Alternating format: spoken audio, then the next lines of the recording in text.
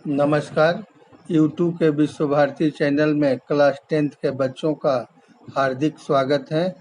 अभी मैं जॉर्ज पंचम की नाक सेकंड हिंदी पार्ट 2 जॉर्ज पंचम की नाक शीर्षक पर प्रकाश डाल रहा हूँ। शीर्षक पर प्रकाश डालने के बाद पुनः मैं पाठ पर चला आऊँगा। जॉर्ज पंचम प्रथम ब्रिटिश शासक थे जो विंडसर राजघराने से संबंधित थे। 1911 में उन्हें भारत का सम्राट घोषित किया गया। जॉर्ज पंचम की नाक कमलेश्वर द्वारा रचित एक व्यंग्यात्मक दास्तान, जिसको कहानी कहते हैं, एक व्यंग्यात्मक दास्तान है। प्रस्तुत लेख से यह शिक्षा मिलती है, हम आज़ाद तो हो चुके हैं लेकिन अभी भी अंग्रेजी मानसिकता के गुलाम बने बैठे हैं। अंग्रेजी हुकूमत के अत्याचारों की वजह से भारतीयों में उनके खिलाफ रोष था। यही वजह है कि प्रस्तुत लेख में ब्रिटिश शासन के प्रति तिरस्कार की भावना प्रकट करने के लिए लेखक ने जॉर्ज पंचम की नाक को काट दिया है। लेखक कमलेश्वर ने इस लेख के माध्यम से रानी एलिजाबेथ द्वितीय के भारत आने पर भारतीय शासन व्यवस्था की शर्मनाक हरकत और परतंत्र मानसिकता का वर्णन किया है। जॉर्ज पंचम की नाक कहानी नाक शब्द पर केंद्रित है। नाक को मान सम्मान का प्रतीक माना जाता है। यह कहानी उन भारतीय अधिकारियों की मानसिकता पर करारा व्यंग करती है जो विदेशी शासन के आगे हाथ जोड़े खड़े रहते हैं। सरकारी अधिकारी विदेशी शासन के प्रतीक जॉर्ज पंचम की मूर्ति को जिंदा नाक लगाने के लिए तैयार हो जाते हैं। मूर्तिकार ने अनुभव किया कि भारत के मान सम्मान के मामले में बिहार के शहीद बच्चे जो पटना सेक्रेटेरिएट के सामने आज भी उन शहीदों की प्रतिमा है। भारत के मान सम्मान के मामले में बिहार के शहीद बच्चे अधिक महत्वपूर्ण हैं। उनके बलिदान का मूल्य जॉर्ज पंचम के मान सम्मान से अधिक महत्वपूर्ण है। जॉर्ज पंचम ने देश को गुलाम बनाया, जबकि उन बच्चों ने गुलामी की जंजीर तोड़ी। पुनः मैं पाठ का परिचय दे रहा हूँ। परिचय देने के बाद पाठ पर चला आऊँगा।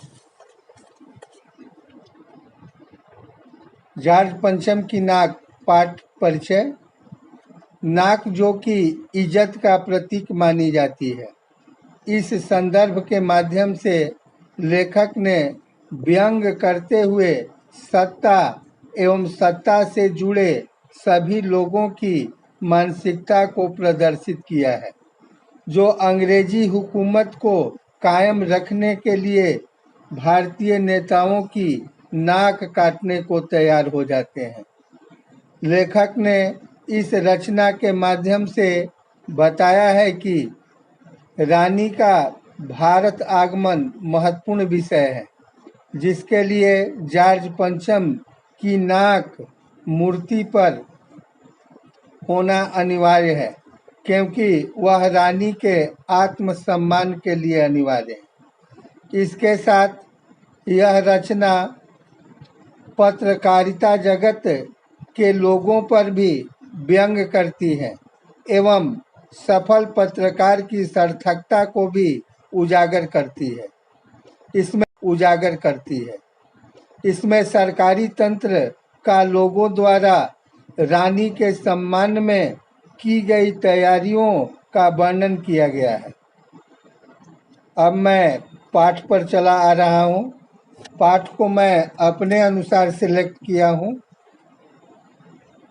बुक से लाइन बाय लाइन नहीं मिलेगा, लेकिन संक्षिप्त में मैं पूरे पाठ की कहानी का वर्णन कर दिया हूँ। आप ध्यान देंगे, ध्यान से सुनेंगे और अमल करेंगे। इंग्लैंड की रानी एलिजाबेथ द्वितीय अपने पति के साथ हिंदुस्तान आने वाली थी, जिसकी चर्चा अखबारों में हो रही थी।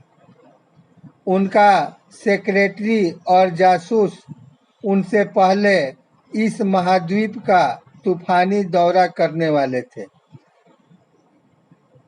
भारत को महाद्वीप यहाँ माना गया है। महाद्वीप में कई देश सम्मिलित रहते हैं, जैसे भारत भी है।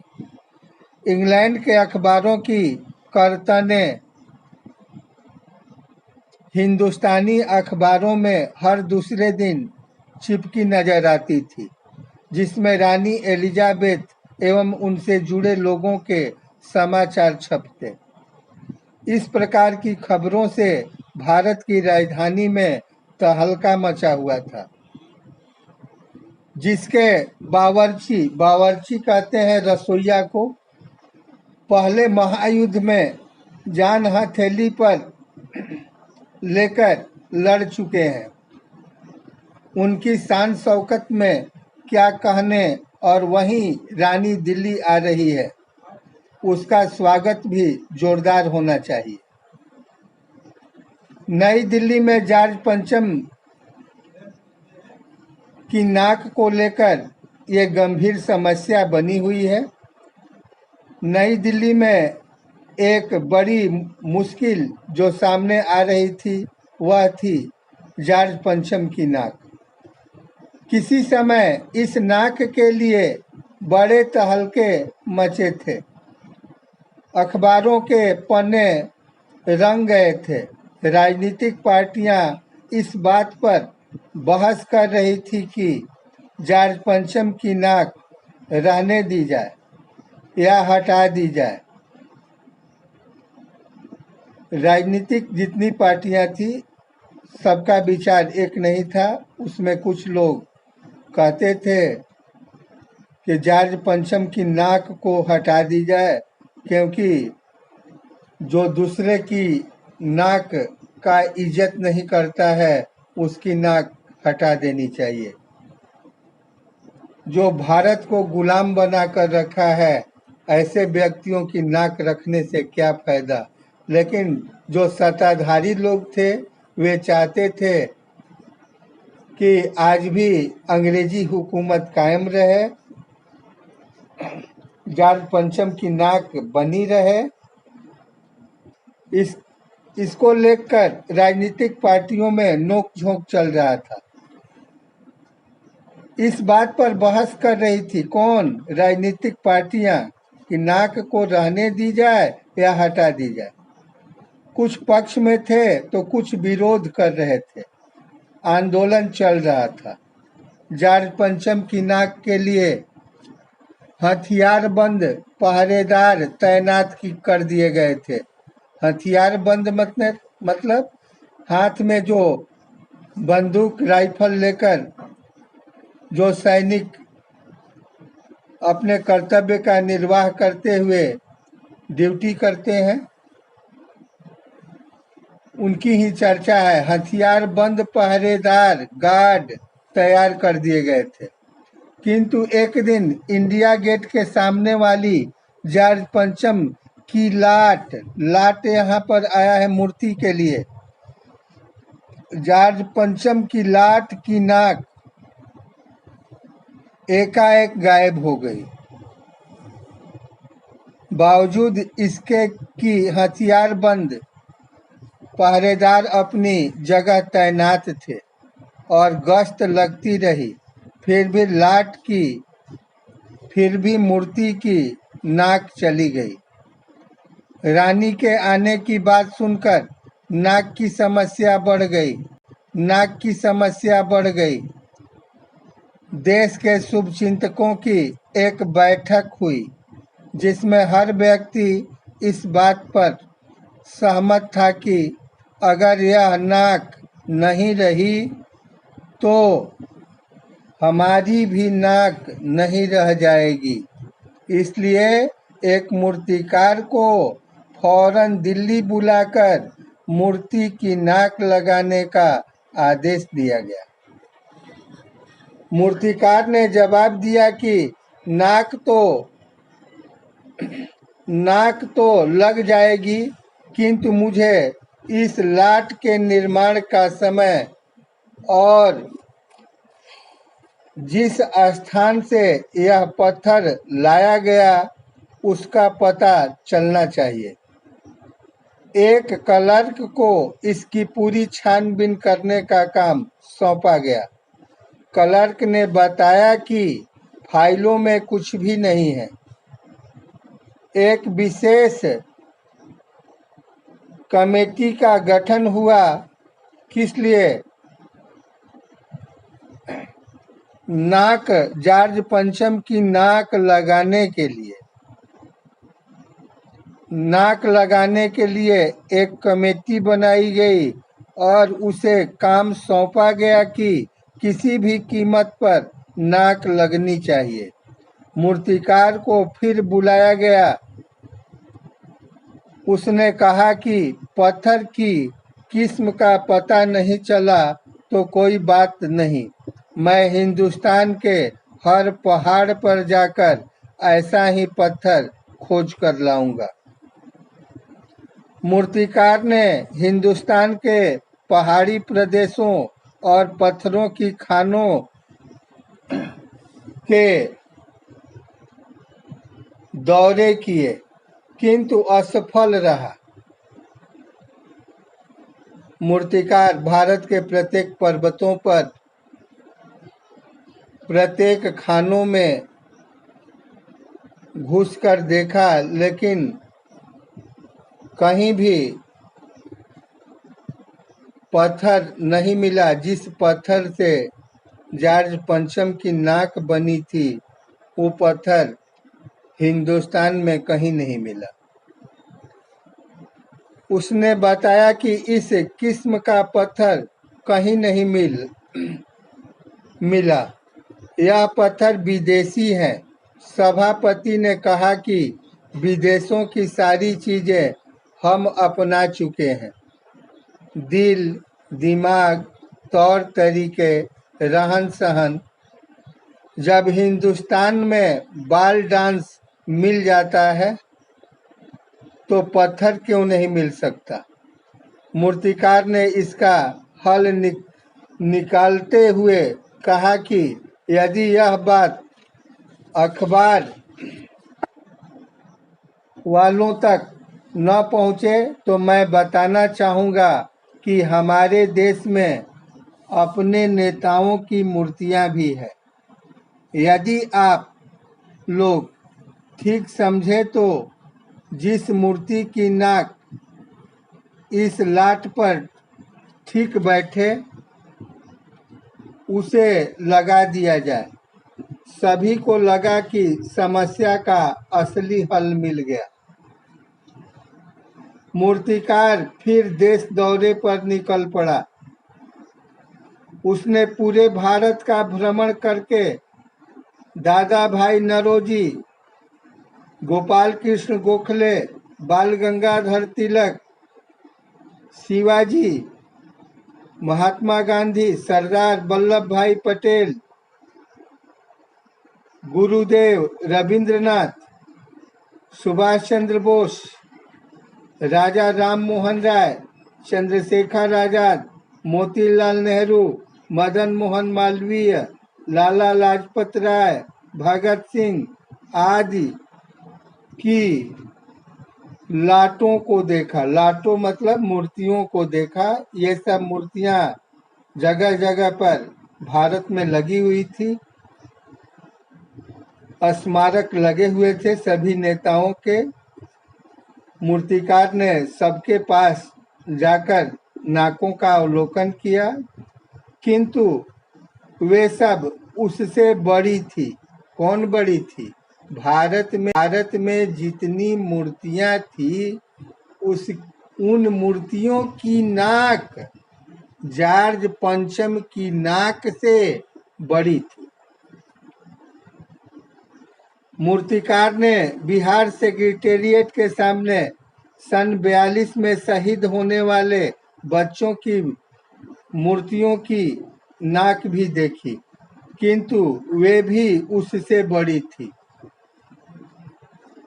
बिहार में जो पटना सेक्रेटेरिएट के सामने शहीदों की मूर्तियां स्थापित की गई हैं, उन शहीद बच्चों की नाक भी जॉर्ज पंचम की नाक से बड़ी थी। यहाँ लेखक कहना चाहता है कि जॉर्ज पंचम के अस्तित्व से यहाँ के हर नेताओं का अस्तित्व, सम्मान श्रेष्ठ रहा है। यहाँ तक कि जो बच्चे यहाँ शहीद हुए हैं वे भी जॉर्ज पंचम से कहीं अधिक श्रेष्ठ हैं या उनसे अधिक सम्मानित है। मूर्ति पर जीवित व्यक्ति की नाक लगाने का विचार हुआ।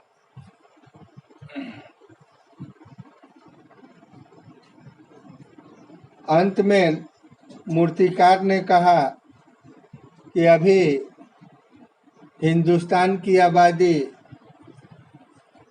लगभग 40 करोड़ है।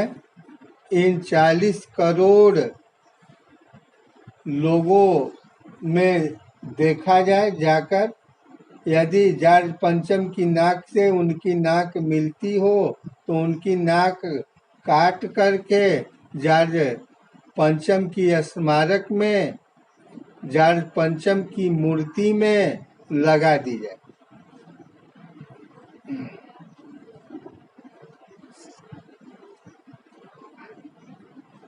राजधानी में रानी के आने के लिए सब तैयारियां पूरी हो गई थी। जॉर्ज पंचम की लाट को मल मल कर नहलाया गया, उस पर रंग पेंट किए गए, रोगन लगाया गया था, किंतु नाक नहीं थी।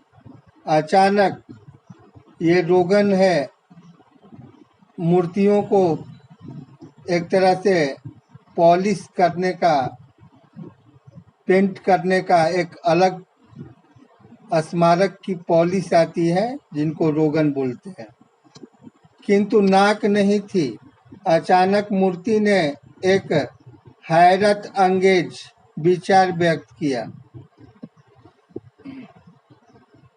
कि 40 करोड़ लोगों में से कोई एक जिंदा नाक काट कर लगा दी जाए। कमेटी ने इसकी जिम्मेदारी मूर्तिकार को सौंप दी। अखबारों में सिर्फ इतना छपा कि नाक का मसला हल हो गया। इंडिया गेट के पास वाली जॉर्ज पंचम की लाट की नाक लग रही है। नाक लगने से पहले फिर हथियारबंद पहरेदारों की तैनाती हुई। मूर्ति के आसपास का तालाब सुखाकर साफ किया गया और ताजा पानी डाला गया ताकि मूर्ति को लगने वाली जिंदा नाक सूखने न पाए। ये तो जिंदा नाक थी, चमड़े की थी। अगर बराबर उस नाक को पानी न मिले तो वह नाक सूख सकती है। इसलिए रानी के आने तक नाक कहीं सूख न जाए, इसकी चिंता बहुत गंभीर बनी हुई थी। ये गंभीर मसला था। यह सब तैयारियां भीतर भीतर चल रही थी। रानी के आने का दिन नजदीक आता जा रहा था। आखिर एक दिन जॉर्ज पंचम की नाक लग गई। अगले दिन अखबारों ने खबरें छापी कि जॉर्ज पंचम की लाट को जो नाक लगाई गई है वह बिल्कुल असली जैसी लगती है। उस दिन के अखबारों में एक बात और गौर करने की थी। उस दिन देश में कहीं भी किसी उद्घाटन की खबर नहीं थी। किसी ने कोई फीता नहीं काटा था। कोई सार्वजनिक सभा नहीं हुई थी। किसी का अभिनंदन नहीं हुआ था। कोई मानपत्र भेंट नहीं किया गया था। किसी हवाई अड्डे या स्टेशन पर स्वागत समारोह नहीं हुआ था। किसी का चित्र भी नहीं छपा था। अब मैं जॉर्ज पंचम की नाक पाठ का सारांश बोल रहा हूँ। सारांश पूरे कहानी को दर्शाता है, इसलिए जो कहानी की सारांश को समझ गया वह कहानी को समझ गया, इसलिए सारांश पर विशेष ध्यान देंगे। जॉर्ज पंचम की नाक एक व्यंग्यात्मक निबंध है। इसमें सरकारी तंत्र की मजाक उड़ाई गई है। हम जिस इंग्लैंड के गुलाम रहे उसकी रानी के सम्मान के लिए भारत की सरकार कैसे कैसे पापड़ बेलती है, अपमानपूर्ण हरकतें करती है, यह इस निबंध में देखने को मिलता है। बात उन दिनों की है जब इंग्लैंड की रानी एलिजाबेथ द्वितीय अपने पति के संग भारत पधारने वाली थी। इंग्लैंड की अखबारों की कर्तन कहते हैं अखबारों का अंश, कटिंग। इंग्लैंड के अखबारों की कर्तनें भारतीय अखबारों में छपती थी कि रानी ने हल्के नीले रंग का सूट बनवाया है जिस पर 400 पाउंड का खर्च आया है। रानी के आगमन को लेकर पूरे भारत में सनसनी थी। आखिरकार जो रानी 5,000 रुपये का सूट पहनकर आने वाली है उसके स्वागत में कुछ तो धूमधाम होनी चाहिए। देखते देखते नई दिल्ली का काया पलट होने लगा, यानी नई दिल्ली दुल्हन जैसी सज गई। जॉर्ज पंचम की मूर्ति की नाक गायब थी। कुछ राजनीतिक दल नाक को काटना चाहते थे, कुछ बने रहने देना चाहते थे। आखिरकार एक दिन यह हादसा हो गया। अब सवाल यह था कि रानी के आगमन पर जॉर्ज की नाक न दिखी तो यह अपनी नाक कटाने जैसा होगा। देश के शुभचिंतकों की एक बैठक बुलाई गई। सभी ने कहा कि रानी के आगमन तक कटी हुई नाक वापस लग जानी चाहिए। आखिरकार एक मूर्तिकार को फौरन दिल्ली बुलाया गया। मूर्तिकार ने कहा, नाक लगा दूंगा, परंतु मुझे बताइए कि इसकी मूर्ति का पत्थर कहाँ से लाया गया था। एक खास कमेटी बना दी गई। उसे नाक लगाने का काम सौंप दिया गया। मूर्तिकार ने कमेटी को सुझाव दिया कि मैं देश भर के पर्वतों पर जाकर पत्थर की किस्म का पता लगाऊंगा और पत्थर खोज लाऊंगा। मूर्तिकार एक एक पहाड़ी प्रदेश और पत्थरों की खान ढूंढ आया, परंतु वह कीमती पत्थर न मिला। उसने कहा, यह विदेशी पत्थर है। अचानक मूर्तिकार के दिमाग में एक विचार आया। देश में अपने नेताओं की मूर्तियां भी बनी हैं। उनमें से किसी की भी नाक जॉर्ज पंचम की नाक से मेल खाती हो तो उसे वहां से ले लिया जाए। इस पर सभापति ने सहमति जताई। मूर्तिकार देश भर के दौरे पर निकल पड़ा। जॉर्ज पंचम की नाक का नाप उसके पास था। उसने मुंबई में दादा भाई नौरोजी, गोखले, तिलक, शिवाजी, फिर गुजरात गया। वहाँ गांधी, पटेल की नाकों को देखा। बंगाल जाकर रविंद्रनाथ ठाकुर, सुभाष चंद्र बोस, राजा राम मोहन राय, पुनः बिहार, उत्तर प्रदेश, मद्रास के बाद पंजाब और पुनः दिल्ली वापस लौट आया। पूरे हिंदुस्तान की परिक्रमा कर आया। सबकी नाकें जॉर्ज पंचम की नाक से बड़ी निकली। राजधानी में रानी के स्वागत की सारी तैयारियां पूरी हो चुकी थी। जॉर्ज पंचम की लाट को मल मल कर नहलाया गया था, परंतु नाक नहीं थी। अब की बार मूर्तिकार ने एक नई योजना पेश की। उसने कहा, 40 करोड़ जनता में से कोई एक जिंदा नाक काटकर लगा दी जाए। यह सुझाव सुनकर पहले तो सन्नाटा छा गया, पर अंततः इजाजत दे दी गई। अगले दिन अखबार में छप गया कि नाक का मसला हल हो गया है। नाक लगाने से पहले हथियारबंद पहरेदारों की तैनाती हुई।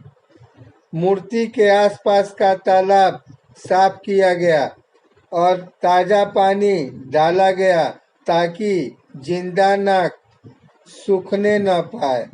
आखिरकार अंतिम दिन जॉर्ज पंचम की लाट में नाक लग गई।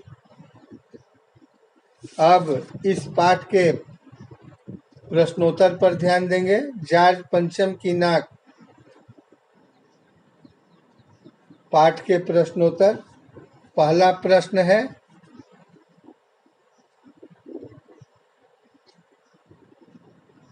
सरकारी तंत्र में, ध्यान दे रहे हैं ना, जॉर्ज पंचम की नाक पाठ का पहला प्रश्न है। सरकारी तंत्र में जॉर्ज पंचम की नाक लगने को लेकर जो चिंता था बदहवासी दिखाई देती है, वह उनकी किस मानसिकता को दर्शाती है? उत्तर,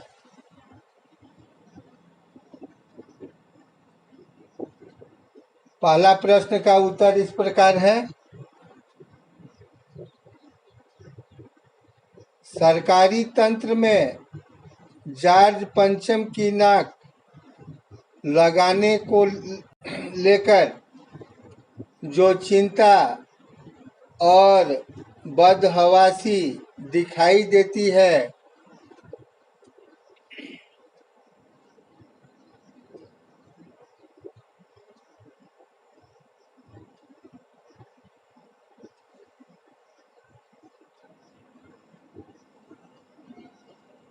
उससे उनकी गुलाम मानसिकता का बोध होता है। इससे पता चलता है कि वे आजाद होकर भी अंग्रेजों के गुलाम हैं। उन्हें अपने उस अतिथि की नाक बहुत मूल्यवान प्रतीत होती है जिसने भारत को गुलाम बनाया और अपमानित किया। वे नहीं चाहते कि वे जॉर्ज पंचम जैसे लोगों के कारनामों को उजागर करके अपनी नाराजगी प्रकट करें। वे उन्हें अब भी सम्मान देकर अपनी गुलामी पर मोहर लगाए रखना चाहते हैं। इस पाठ में अतिथि देवो भव की परंपरा पर भी प्रश्न चिन्ह लगाया गया है। अर्थात लेखक कहना चाहता है कि अतिथि का सम्मान करना ठीक है, किंतु वह अपने सम्मान की कीमत पर नहीं होना चाहिए। प्रश्न 2 है,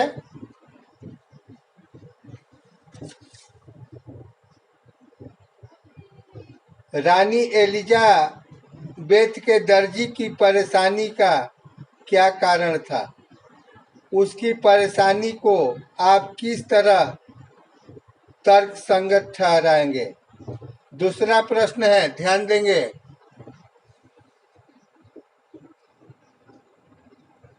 दूसरा प्रश्न है, रानी एलिजाबेथ के दर्जी की परेशानी का क्या कारण था? उसकी परेशानी को आप किस तरह तर्क संगत ठहराएंगे?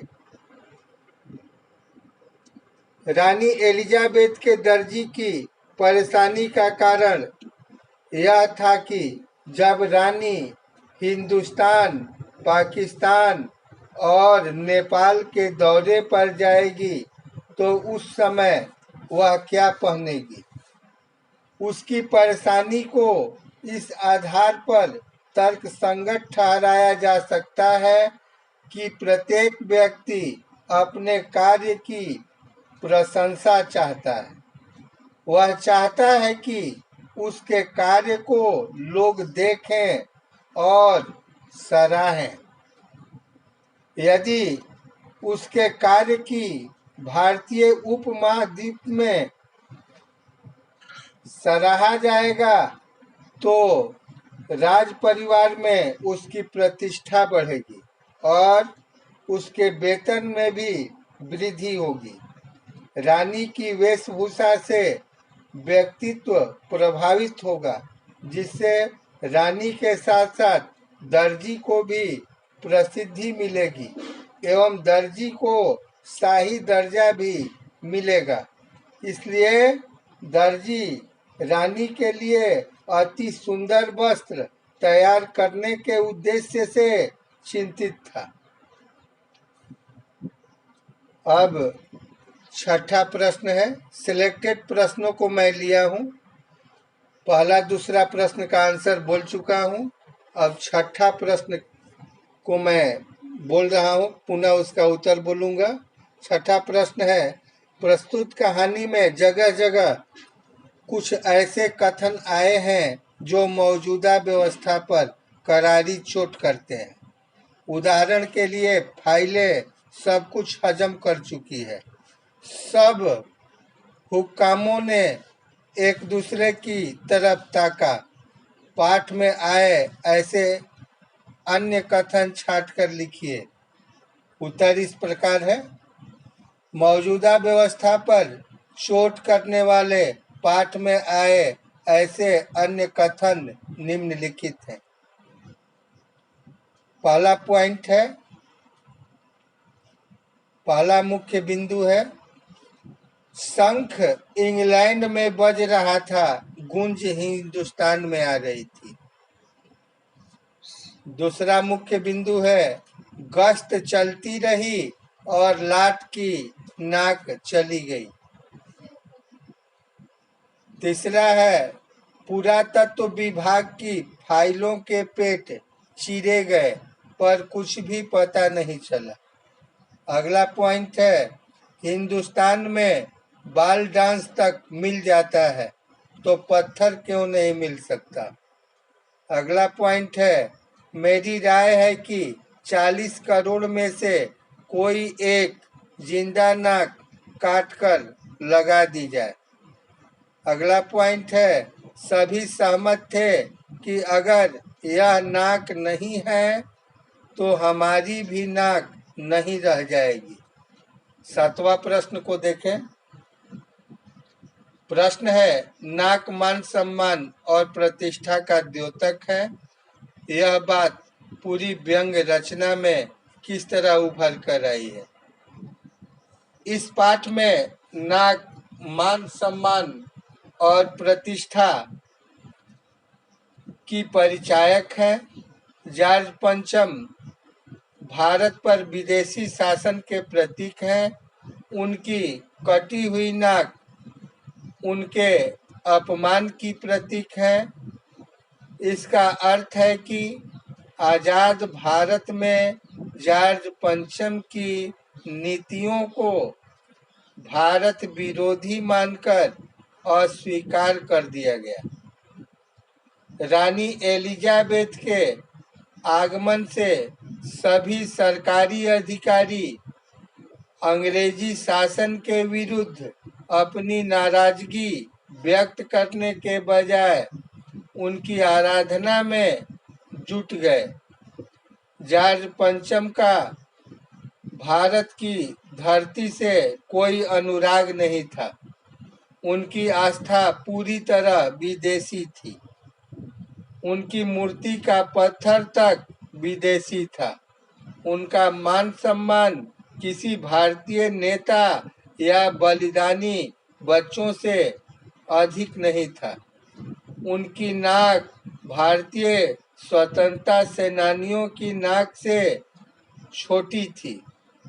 इसके बावजूद सरकारी अधिकारी उसकी नाक बचाने में लगे रहे। लाखों करोड़ों रुपए बर्बाद कर दिए गए।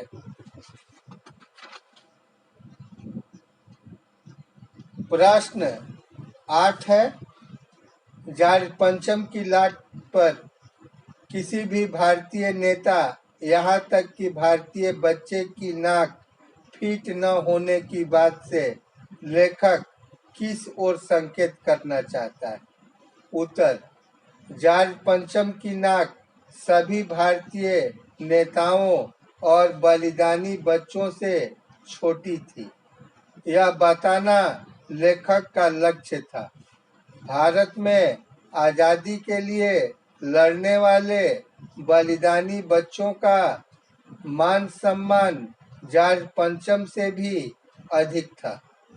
गांधी, नेहरू, सुभाष पटेल आदि नेता जो निश्चित रूप से जॉर्ज पंचम से कहीं अधिक सम्माननीय थे, यह बताना ही लेखक का उद्देश्य है। धन्यवाद।